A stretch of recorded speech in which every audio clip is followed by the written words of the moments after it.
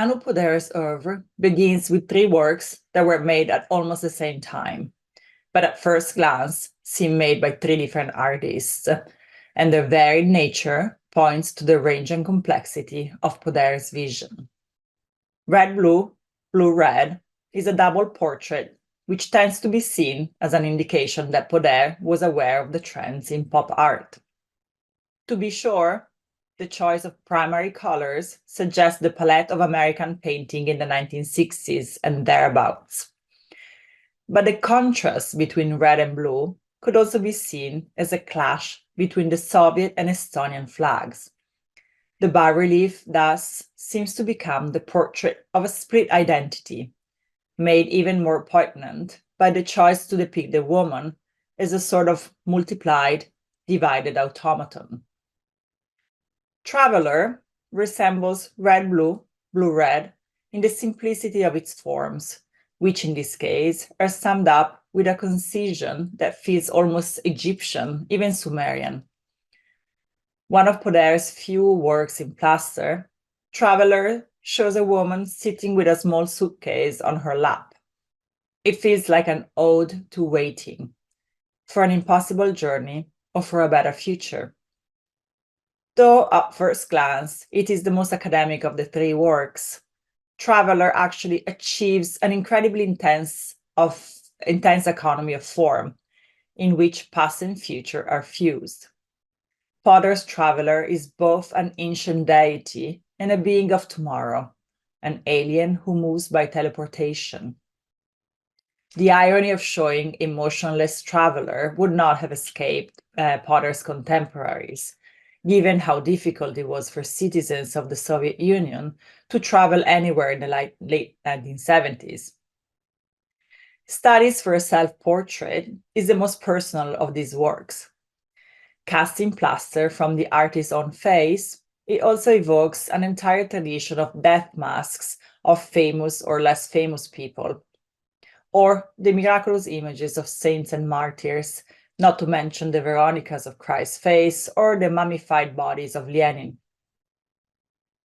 Emerging from this nebula of allusions, the fragment of sculpture introduces many recurring themes of the artist's oeuvre, especially the confusion between animate and inanimate that characterizes many of the 3-dimensional works.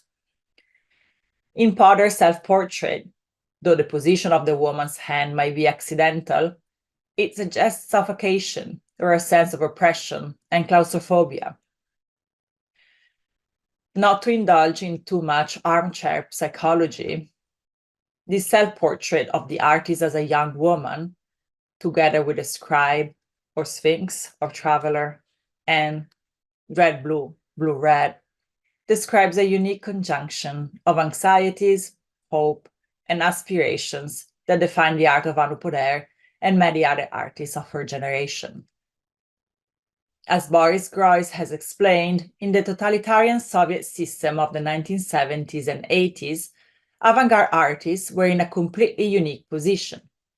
They were marginalized, forced underground and into silence, yet, at the same time, kept under constant government surveillance, tailed, reported on, written up, and working as professional artists require official state recognition via membership in trade unions and academies that essentially issued artistic licenses in a very literal sense. Paradoxically, in this double context of marginalization and surveillance, forced obscurity and sanctioned visibility, artists came to see their own isolation as demonstrating the consummate importance of their mission. Marginality became proof that their work posed a concrete threat to the system. The result was a sort of productive commitment to solitude, a marginalization infused with a hope of renewal. This is an attitude that turns up in the work of many nonconformist artists of the former Union, whose personas and oeuvre seem modeled on the figure of the prophet, the solitary poet, the eccentric, or the hermit, like Ilya Kabakov, Viktor Pivovarov, or Hulo Suster. Paradoxically, this solitude actually yields all kinds of collaborative approaches, a host of more or less spontaneous movement, Andrei Monastirski's collective actions being the most emblematic in Groy's view, but with examples that include many Estonian avant-garde groups, such as the Tartu Circle, Ang 64, Sub 69, and Viserid, who invented new methods of participation and dialogue. In this end, the history of art in the former Soviet bloc is the story of innumerable collectives, scattered groups, and networks that reinvented more or less underground system of creating an audience. This audience was not imagined as a generic, undifferentiated one, however, rather a self-selecting community united by shared languages, realms of knowledge, and beliefs, a sort of secret society of initiates who were both viewers and fellow travelers on an adventure that was solitary and thus always in desperate need of companionship. In Põder's case, she held an official role as a teacher at the Art Academy, but at the same time, like many of her colleagues, and often in open dialogue with them, she practiced a sort of industrious solitude. She worked to breathe new life in an entire mythology of rural Estonia, drawing inspiration from the isolation of country life and a return to her roots. For that matter, a similar strategy was adopted by many female artists in Soviet bloc countries. One need only think of Ana Lupas or Geta Bratescu in Romania, Jana Zelipska in Slovenia, Zorka Zaglova in Czechoslovakia, or Zofia Ridet in Poland.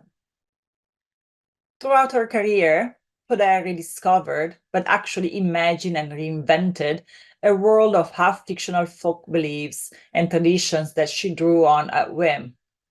Cow's tongues, old boots full of soaps, ripped-up padded jacket, burlap and plastic bags. A whole heap of materials imbued with memories. They are linked to an earthy peasant world that is utterly mythologized, perhaps to support the sense of rediscovering her Estonian origin, in an open contrast to the notion of international socialism. One of the most striking works from the first part of Põder's mature oeuvre is Before Performance from 1981. A standing female figure made of brown fabric, covered in marks and symbols like those of mail-order sewing patterns, which were commonly used in the Baltics due to the scarcity of manufactured clothing under the Soviet regime. Perhaps commenting on perfect proportions, or perhaps likening the female body to a dead animal about to be butchered, Before Performance is one of Põder's most iconic pieces, introducing many themes and concerns that would characterize her oeuvre in the years to come. Some critics have also seen these sculptures as a reference to her career as a dancer, which was hampered by her minute and unsuitable build. In the title and in one of her rare interviews, the artist herself emphasized the ties between her sculpture and dance, which she studied for years before devoting herself entirely to the visual arts. Aside from these and other possible interpretations, Before Performance resembles a golem or some other creature molded out of earth, a bacillum sewn with the silk spittle of a mysterious cocoon, still concealed in the moment before some magical metamorphosis. Põder's earlier works, focused on a mythical, reinvented past, begin to be counterbalanced in the 1980s by a desire to rethink the future. For that matter, envisioning the future is a central theme in nonconformist art from the Soviet bloc. In a political and ideological system entirely founded on the doctrine of building a future of equality and prosperity, trying to imagine a future beyond the triumphant rhetoric of official propaganda was not only fundamental, necessary mission for the artist, but an anecdote to the brutal simplifications trumped by the state. So dozens of Soviet bloc artists in the 1970s and 80s, each working from a different angle, dreamed up their own vast aerospatial lab, not to celebrate the magnificent progress of Soviet socialism, but rather a world of interstellar exploration, often disastrous, even tragicomic, engineered by mad scientists.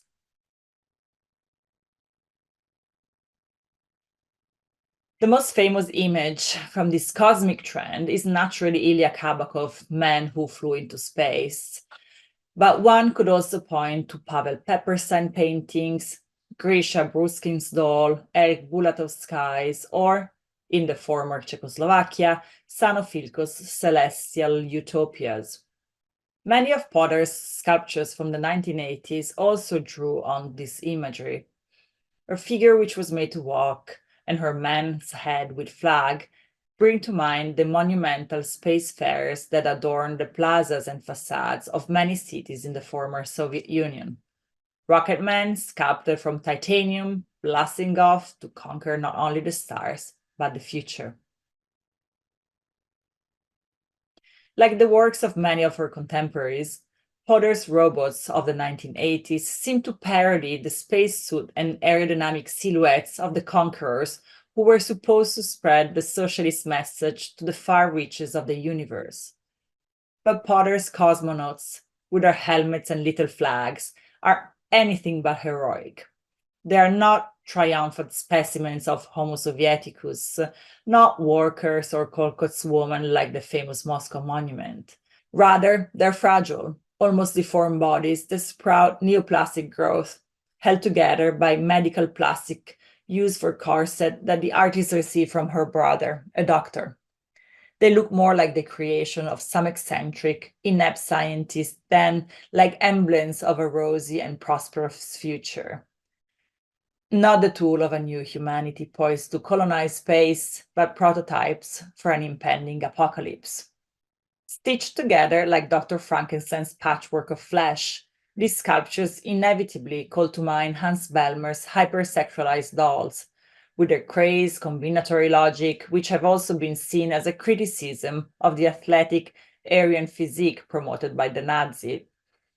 Works like composition with ropes, very old memories, composition with plastic and synthetic wood, and composition with torso and child's hand make the dialogue with Bellmer's surrealism or Dorothea Tanning's soft sculpture even more explicit. There are no documents inequivocally demonstrating that Põder was familiar with this work of his predecessors. Still, without seeking direct links, one is struck by the long-distance affinities between artists who rejected the idealized bodies of state propaganda, although they were working against different totalitarian systems, Bellmer against Nazism, Põder against Soviet socialism. Põder's exquisite corpses, to borrow another term popular among the surrealists, who use it to describe other methods of assembling bodies, envision new anatomical forms. Free of what would be now called heteronormative dictates, they plot to coordinates of new, organless bodies rearranged at whim, driven by complex sexual urges that have nothing to do with reproduction. Pushing the traditional limits of figuration, Põder composes powerful assemblages of amputated, decaying bodies made from highly unusual materials such as plastic, burlap, wool, and epoxy. These works are sensual, erotic, yet also violent. They depict fragmented, amputated female torsos that intersect with amorphous appendages. In this series of sculptures from the 1980s, the body becomes a site of experimentation. Limbs are twisted, posture are never straight, bodies embrace and interlock, hard materials encounter crumbling ones. Põder's sculptures inhabit these fluid thresholds between the affirmation of corporeality and the discomfort it engenders. Põder's choice of materials add to the sense of precariousness and complexity in these sculptures. The proximity of plastic and fiber surfaces transforms these objects into mysterious fusions of the natural and artificial, making them seem, if possible, even more contemporary. They are fanciful, mutant creatures, more like aliens than like the athletic bodies of Soviet interstellar explorers. Põder's creations are cyborgs that mingle the organic and the inorganic in an unexpected combination, suggesting infinite new possibilities of coexistence between different species and technologies. For this very reason, her sculptures now seem to dialogue with the work of young international artists who likewise seek new ways of interweaving the human, the animal, and the artificial. Today, Potter's sculptures seem to have more in common with Donna Haraway than with Kobakov and his contemporaries, yet they're rooted in the same cosmic counter-mythologies of the 1980s. These celestial larvae soon give way to work that seem to explore much more unassuming worldly spaces: the house, the wardrobe, the bottom of a handbag. It marks the discovery of the domestic realm, an important step that coincided with the emergence of a new consumer economy in Estonia after the country gained its independence in 1991. While Potter's works of the 1980s contrasted the fragility of organic and plastic materials with the emphatic marble, bronze, and titanium found in monuments of the Soviet men, those of the mid-1990s focus instead on the second skin of clothes, gloves, coats, and sewing patterns. These transitions, at first glance, might even seem like a step back, a huddling in, maybe even a flight from social space, withdrawing into the space of the home. But it is Põder's reflection on the domestic sphere that ushers in a series of works which deal more explicitly with gender identity. One significant title being Space for My Body, 1995, a piece composed of deconstructed garments, and with the private sphere, which in independent Estonia paradoxically became invested with political meaning. Works such as Ancient Light and the various flayed coats in her Pattern as Sign series present a sort of semiotic investigations of clothing that draws new connections between symbols, desires, and materials, revealing a new system of objects where products, obsessions, and values seem to constantly trade places. There is an investigatory, detective story mood here, an attempt to make sense of a new form of communication in which skin seems to have been replaced by everything that can cover and conceal the body while rendering it mysterious and seductive. It is as if, through these pieces, Põder were trying to decipher a new code, which in the end is the language of advanced capitalism. It is no coincidence that in the 1990s, Põder began shrouding her figures in strange body bags, as in the work Long Bag, the later Tested Profit rubber bags, or the diaphanous import and export bag. These sculptures contain distant echoes of Baroque drapery and brocade, especially Long Bag, that impart a vaguely funereal gravitas. On the other hand, they seem to mark an imminent and complete dematerialization of the body. They're volatile, interchangeable figures, which speak of a new somatic, emotional economy, based on the perennial circulation of bodies that have become currencies and images, the crudest and most brutal version of which is the frieze of sex doll in Tested Profit. Põder's investigation of the domestic sphere continued in the first decade of the new century, with a series of sculptures that seems to return to the rural atmosphere of her work from the 1990s. The tables penetrated by bones, not holes, or encrusted with fat, curved tables, and the burned lectern seem to imagine some secret domestic liturgy that transforms private space into a strange theater of cruelty.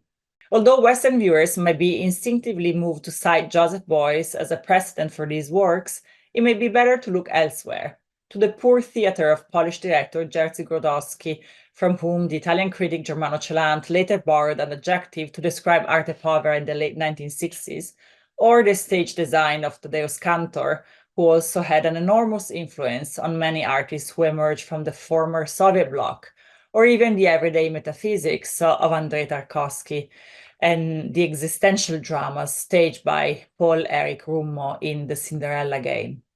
But really, the attempt to trace direct influences is a vaguely paternalistic exercise that often target artists that were born in the so-called fringes of the Western system, as if they were incapable of developing their own independent languages.